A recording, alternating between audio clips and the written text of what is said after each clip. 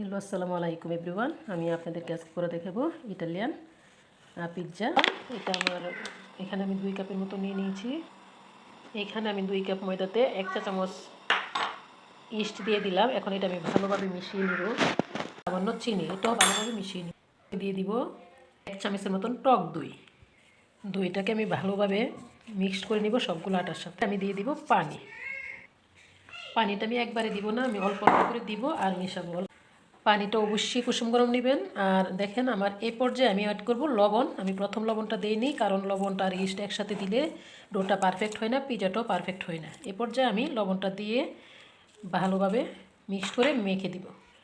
এই যে আমার ডোটা একদম গোলা হয়ে গেছে। আর এটা এতটা সফট হবে না, প্রথম অবস্থায় একটু শক্ত শক্ত থাকবে। তারপর এটা এই যে এখন আমি রেখে দিব প্রায় 5-6 ঘন্টার জন্য। 5-6 ঘন্টা পরে আমি ফিরে আসবো পিজা বানানোর জন্য। এই যে আমি ফিরে এলাম। আমি বেশ রাখতে পারি না বেশিক্ষণ, 2 ঘন্টা পর ফিরে আসলাম। এই যে আমার কাইটাটাও দেখেন ফুলে ডাবল হয়ে গেছে। এই যে এখানে আমি সস, এটাতে হালকা একটু বিট লবণ দিয়ে মাখিয়ে নিয়েছি।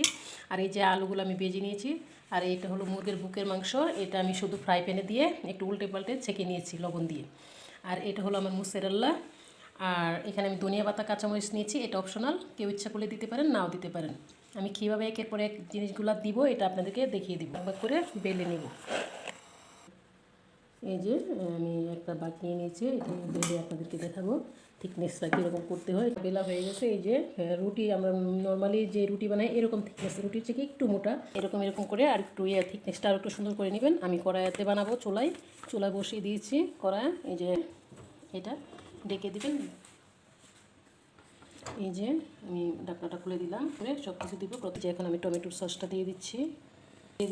এই যে চিকেনকে ফ্রাই করে রাখা আলুগুলো দিয়ে দিব।